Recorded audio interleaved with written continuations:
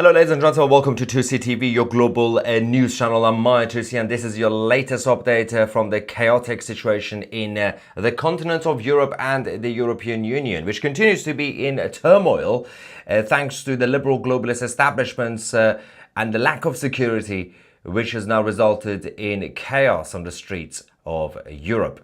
Now we have the latest update, which is about yet another military factory, this time in Belgium, that has been targeted, massively damaged, millions of euros in damages. And of course, in regard to everything that's happening when it comes to unfettered migration, mass migration, multiculturalism, segregation, isolation, and the attack on Western European values, this is not a surprise. People like Douglas Murray warned us years ago about the death of Europe, and now we are right in the middle of it, and the establishment are not doing anything about it. We have a number of videos to show you guys from what happened here. Over 100 pro-Palestinian activists, essentially these are domestic terrorists at this point, decided to raid a military factory belonging to the OIP in Belgium. That obviously manufactures military equipment, smashing computers, damaging the vehicles, and the local media basically said this was an attempt to free Palestine. This is according to the local press in Belgium. Before we show you the first video, don't forget to download the 2CTV app, the home of geopolitical news. You'll get access to all our news alerts, the live shows, documentaries, chat forum, the special interviews and everything else that we have. Get it from your app store on Apple and Android. Let's go to the first video. Over 100 of these so-called pro-Palestinian activists decided to do that.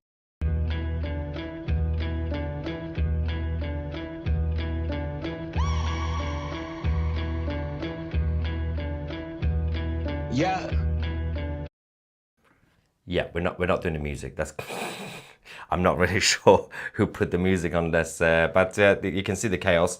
Security were just standing right next to them without arresting them in the first place. You got the Palestinian flags being planted on the site. Then we had the police trying to go in. Only a few police officers. I believe we heard about 20 police officers initially that went in. They were just doing whatever they wanted to do. Started dancing around first. Then they went in and damaged everything that they could see in this factory and caused over €1 million damage. And of course, they decided to stay on for a little while. The police seem to be completely all over the place as usual. So yes, this is the scenes that you can see, of course, stop arming Israel, the banners there, and they start dragging slowly one by one. If you had more people there, more security, more police officers, this could have been prevented in the first place. Free Palestine, apparently. Bloody hell. Anyway, so while that's going on, yes, we can confirm, according to the company themselves, that the damages has so far reached over $1 million or euros, similar level of currency, of course. And this is one of the images that we can see. A lot of the vehicles, the military vehicles that were damaged. Obviously, some of them were just, they were doing vandalism. The rest of them were completely chaotic and took over the whole thing. Again, seeking attention is one thing and doing disruption is one thing, and protest and actually attacking properties and causing damage and attacking people, that is a very much a crime. And we have the same problem in the UK with a group called Palestine Action, which we reported on this channel yesterday, that the Labour government are finally going to be designating them as a terrorist organization. And they are now planning to do more attacks anyway on UK military bases, the Royal Air Force base. But one thing is, Keir Starmer, the Prime Minister himself, who's now doing this, was the same person who used to advocate for these guys and actually defend this level of domestic terrorism. Somehow, under political pressure, he has to do something else. Now, are we going to see the same thing in Belgium? The same country, so-called country, that continues to have absolute chaotic crisis with migrant gangs, especially in Brussels. Normal people and tourists are not safe on the streets of Brussels because these gangs, these migrant gangs, have guns. It's just casual. It's just Brussels in 2025. Get used to it. We have more footage from this raid of the factory. with this over 100 idiots. Let's go to it. I think the first few seconds doesn't have audio, but then the audio comes back.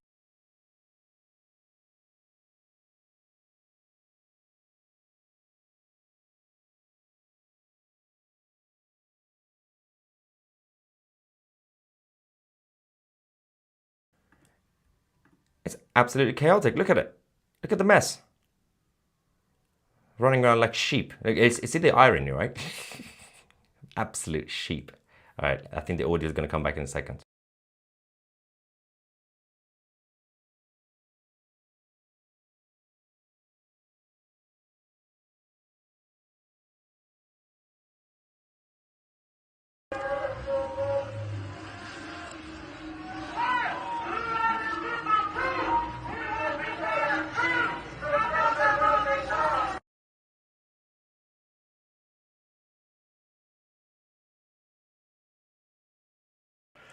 Now, for those who are wondering, if you are still naive enough to believe that this is some sort of organic, authentic, grassroots campaign because somehow people care about innocent civilians in Gaza suddenly, well, the fact that they don't really care about civilians in Yemen or Sudan or Christians in Nigeria and Congo, for example, well, you can easily tell.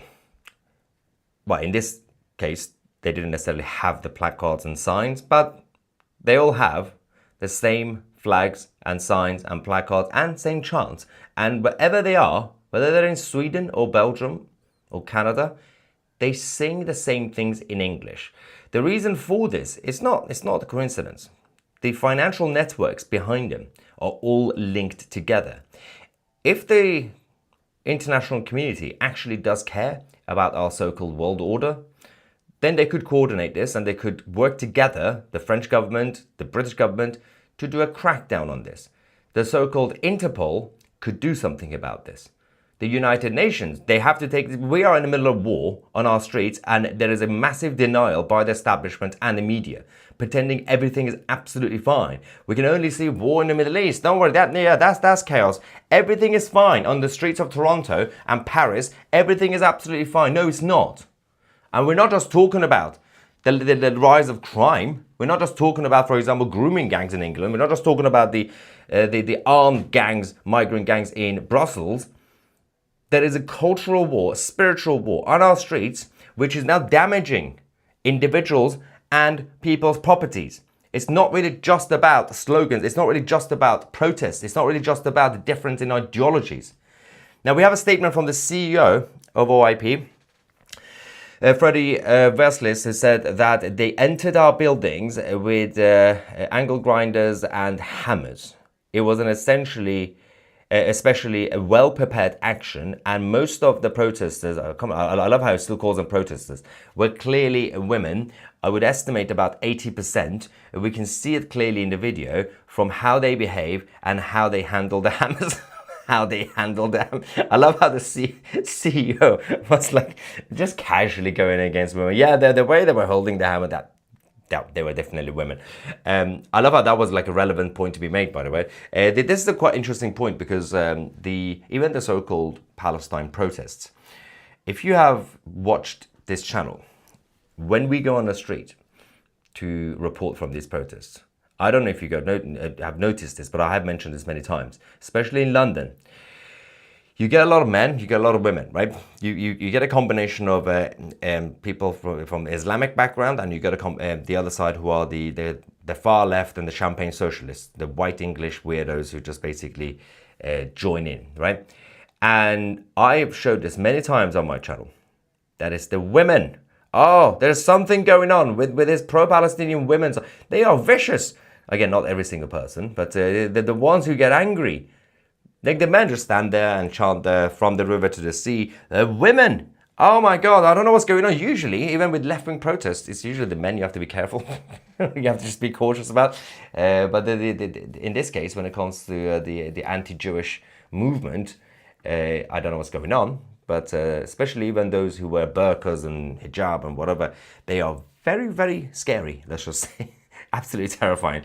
Anyway, let's go to the next video we have from this chaos. Of course, these what I call domestic terrorists initially blocked the actual entrance to this Belgian factory and all the facilities that belong to OIP sensor systems. They accused the company of being complicit in Israel's genocidal act in Gaza. Now, ironically, what they did by causing damage, they actually prevented a shipment of equipment from Belgium to Ukraine because part of the operation in this factory wasn't really just about arming Israel. They also worked with other countries, and they were going to be doing a shipment to Ukraine to help them. And this damage prevented that shipment from going. It's been delayed now because of these idiots. Anyway, let's go.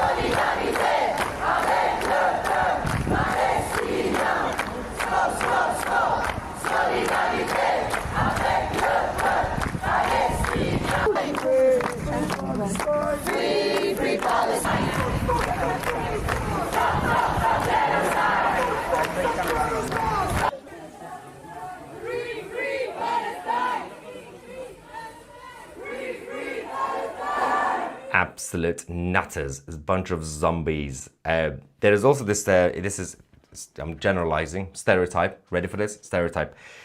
Because I have actually spoken to many of them, and I could now tell a huge chunk of the Islamic side who joined these, what do you call them? Disruptions? Protests? Isolated incidents, right? Isolated incidents.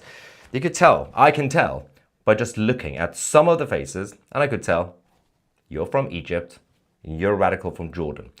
Big chunk are from Egypt.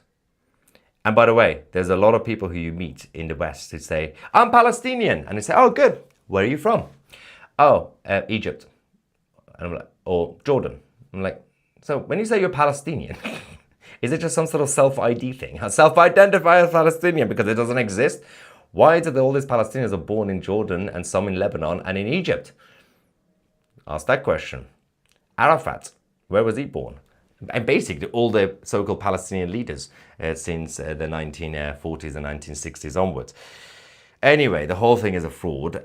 Belgium is the same non-country that has been extremely supportive and sympathetic towards these nutters. So those who say we are only seeing this chaos because in our Western countries, society in general and our governments are against the Palestinians. Ooh, there's a propaganda in defense of the Jews. Well, we've seen the actions from these governments, the Spanish government, the Belgian government. We've seen on a societal level, this is Brussels, by the way, Brussels showing solidarity to the Palestinian movement. The complete mess of this photo. And apparently, Belgium is still not doing enough for the Palestinian cause. Okay, if you say so. Now, let's get some reaction before I lose my mind over these weirdos. Anthony says New York City could become London 2.0 if Mamdani is elected mayor. He thinks the government-run grocery stores will help solve food shortages. Anthony, I'm afraid you are very, very wrong about this. The issue with Mamdani, who's just won the primary for the Democrats, New York City is not going to become London 2.0 if he becomes mayor. I'm going to say something controversial. Despite all the problems we have in London and Sadiq Khan as a terrible, terrible mayor, New York City under Mamdani is going to be much worse than London. Much worse. Sadiq Khan is terrible. Sadiq Khan is a traitor. But compared to Mamdani, just wait to see. If he is elected as mayor, you will see the chaos. Every single policy that he has, every single rhetoric that he has. Sadiq Khan, at the end of the day, is a career politician. Now, his personal beliefs are disgusting, but he hides them now. Apart from some of them, like, he's proactively against Trump. But he's very careful He tries to be seen as some sort of centrist politician. I'm so professional, right? You know, he does his let's do Ramadan and take pictures with the iftar in mosques and all that. Yeah, fine, that's expected.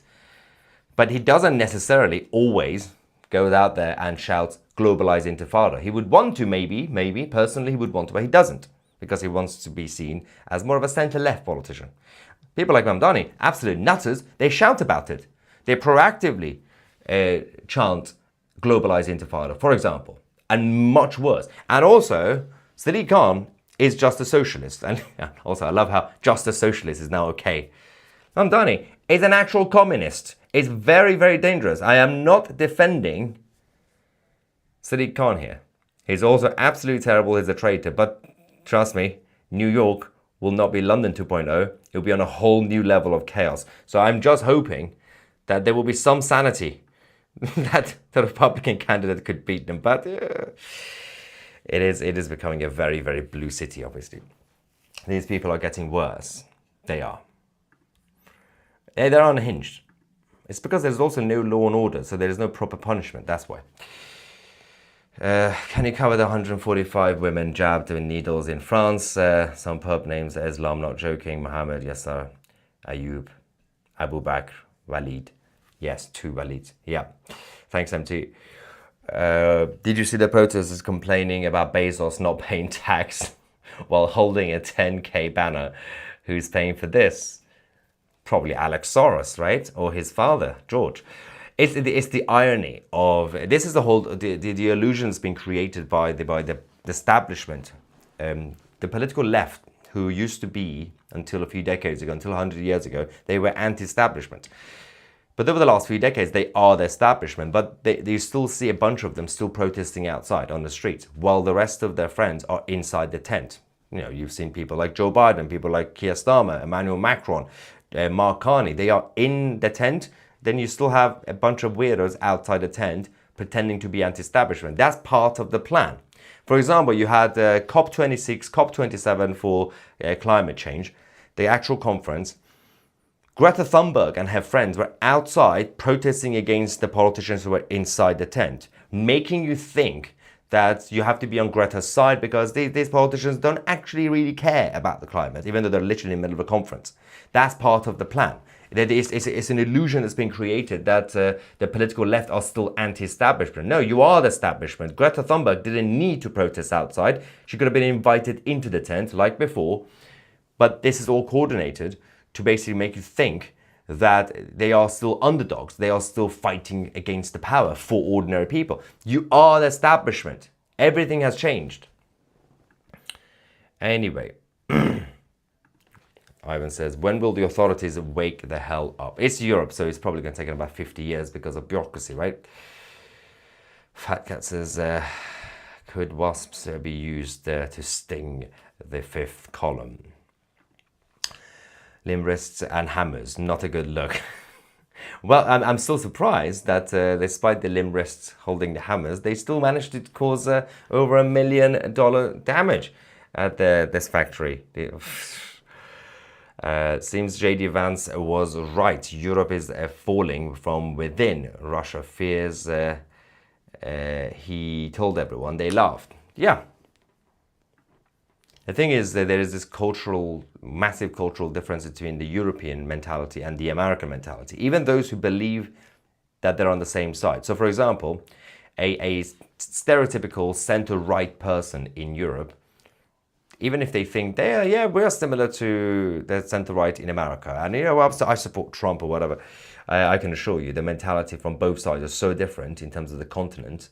This is why people in America, like JD Vance, correctly points out the problem, but they will be confused. People like JD Vance, why are you doing this to yourselves? So they would not understand why the Europeans are doing self-destruction, and then the Europeans won't understand why is he complaining? This is normal. So there is a massive, complete difference in terms of mentality. You might think that they all look different. Western Europeans look like North Americans. Yeah, no. And they speak English, but with an American accent. Just because they look like Western Europeans and speak English does not mean that both continents are the same. They are very, very, very different people. And I can assure you, when it comes to this topic, the American mentality is superior. They understand the problems and they will address the problems. Whereas in Europe, and I'm not talking about normal Europeans, I'm talking about the people in the establishments in Europe. People in the establishments in Europe don't even try to acknowledge a problem until it's too late. And then they have to have a meeting about it and go through bureaucracy and find some sort of solution that's not really a solution. Americans, how would this turn out in the US? Well, they'll shoot them down. You've seen the National Guard. He's going to get deported. DOJ has files for deportation. Who are we talking about? I predict that Eric Adams will win as an independent. It's likely. I mean, it will be crazy. I think there's an issue in New York, for example. Not everybody is now Team Blue, and you saw that in 2023, 2024, when Biden was president. We were seeing protests in New York against the Democrats. But they can't really bring themselves to vote completely Republican either. Eric, despite whatever you want to say about him, if he stands as an independent, and he does have some support from the conservative side as an independent, he could actually, but New York will be actually ready to vote for independent, because it will be easier for them to vote for an independent who's basically establishment, Eric Adams, right? So he's not like a nobody. They know him. But he's not blue or red, technically. Well, it used to be blue, but not anymore.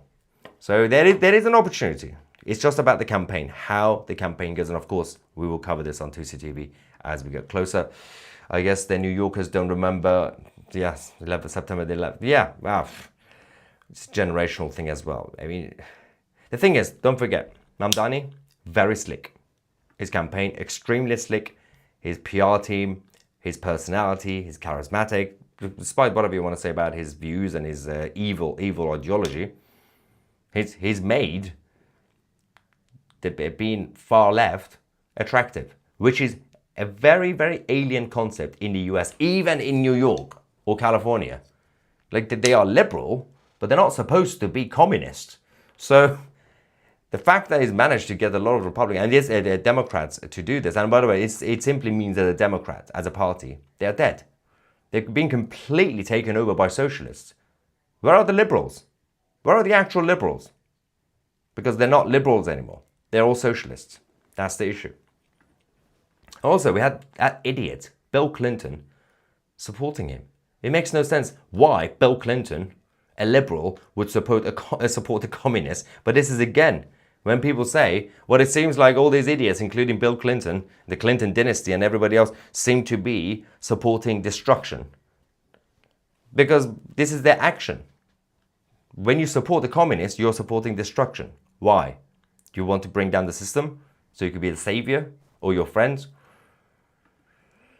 Europe needs a solution for their solution. That way they can get a solution to fix the solution. This is exactly the sort of discussions they have in the European establishments. Literally, that's the discussion in the meetings in governments right now.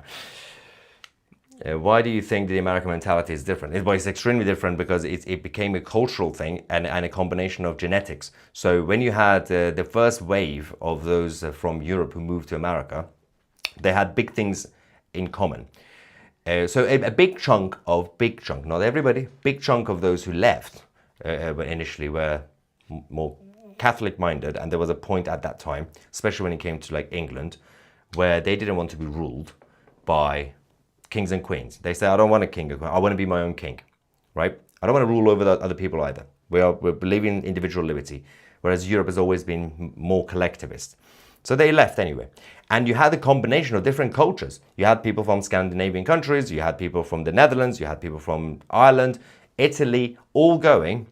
While they were still different because they had different cultures, they were all Christian. They had Christian values.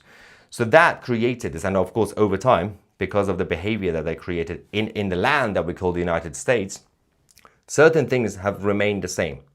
The level of family values, community spirit, decentralization, individual liberty still exists. Now, you can look at urban areas in California and in New York, say, oh, not really sure. And I know why that's happened, because that's been the new wave of Europeans who moved to America once America was built. This is mostly from the 20th century onwards.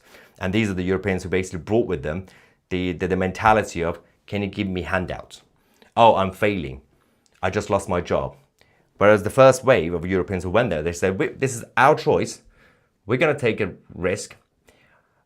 If I survive, I thrive. If I don't, I die. It's my choice. There was a massive gamble when those explorers and settlers. When the new wave, when the country was built and ready, towards the end of the 19th century, beginning of 20th century, everyone was like, okay, now let's go there, opportunity. Some of them still succeeded, but a lot of them also brought with them that European collectivism. So people like FDR said, okay, well, the New Deal, nonsense, right? So that was the beginning of why cities like New York City is basically like London. There's not much difference anymore. When you go to New York, a lot of Americans would say, if you want to see America, don't go to New York. That's not America anymore because it's extremely international. Go to actual America, you'll see the US. That mentality is also the competition mentality that's still being taught to kids from school, in their neighborhoods, from their family, their parents. You have to be competitive with everything. We don't do that in Europe. Everybody is a loser at the same time equally, right? That mentality is why the Americans have street smart. Europeans, some Europeans in the establishment might say, we are more intellectual. We are more academic than Americans. We can point on the map where Iran is. Americans don't know where Iran is. Doesn't matter. You might do the whole stereotypical jokes and insults about the Americans. Again, not every American, but a lot of Americans not knowing where Iran is on the map. They might not be academic, but they are street smart. When they see a problem, they'll find a solution and they'll push for it. Whereas the Europeans will have to sit down and say, can we please have a better prime minister? I don't like this prime minister. We have to bring him down. I will support that other guy to become prime minister. Instead of actually trying to fix the problems of their own local areas, everybody is looking for a savior. Everybody's waiting for someone to save them. Oh, well, I lost my business. Who's going to help me now? This is the issue with Europe. And again, that's also stereotypical. I'm not saying every single person in Europe. It's the overall mentality that we have. Now, the one mayor from New York is going to get deported. That's not a word, against US values. I think you're talking about Mamdani, yeah? 70% of American Christians are Catholic, yep. 28% are Catholic. Well, the majority of Americans are Protestants and evangelical. That's the whole point of it. There's 2% cults. Big difference in theology. Yeah, I mean that's the biggest thing. The American one of the main things about the Catholics who stayed in Europe, and I'm saying this as a Catholic myself, there is a thing. It's not the actual religion itself. It's the cultural part of it. Well, the Catholic side is a big chunk, is the majority, right, of the Christian team. But that also means there is a big diversity of class and financial class and cultural class. This is also very, very stereotypical, what I'm about to say, but the Protestants, and again, you've got also millions of different versions, right, just in America. They were the ones, especially led by the Anglosphere, we're talking about the English, the Canadians, the US, they were the ones who went against collectivism. Whereas a lot of Catholics, again, with all due respect, lovely people in Spain, for example, they are still very much collectivist. And there is this guilt in the Catholic culture to go against success because it's greedy and all that. Whereas obviously Protestants, again, not every single person, but the cultural mentality has become more, as long as you look after your own family and yourself, then become successful and be happy about it. And a lot of the great things in America was created because of the big wave of Protestants and the early wave of Catholics, the small chunk of Catholics who left Europe, as I said at the beginning, that worked quite well. The Irish Catholics and the Italians, the Roman Catholics worked really hard, absolutely, and built New York. The whole point of New York City was built based on that hard work that those Catholics had.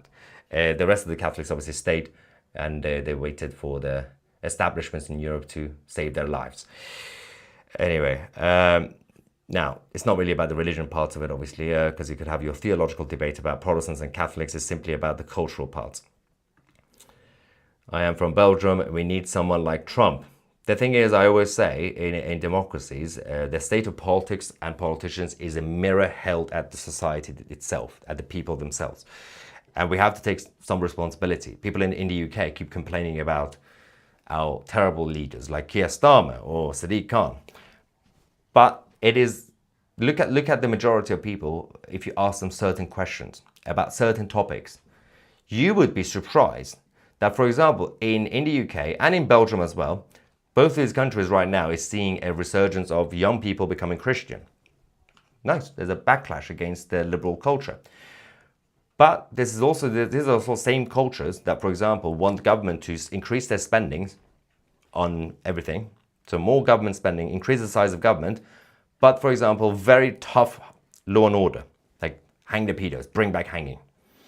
This is the combination that is part of our societies. So that's quite good. Social conservatism, but at the same time, more left-leaning policies, more government spendings, more taxes. That clash is the reason Europe is still messed up. Anyway, ladies and gentlemen, we're going to come back later with more updates, especially when we find out about the overall damage done to this factory. Subscribe to the channel if you haven't already, and download the 2CTV app, the home of geopolitical news, to get access to everything that we have for you guys. I'm Maya 2C, and we are the media.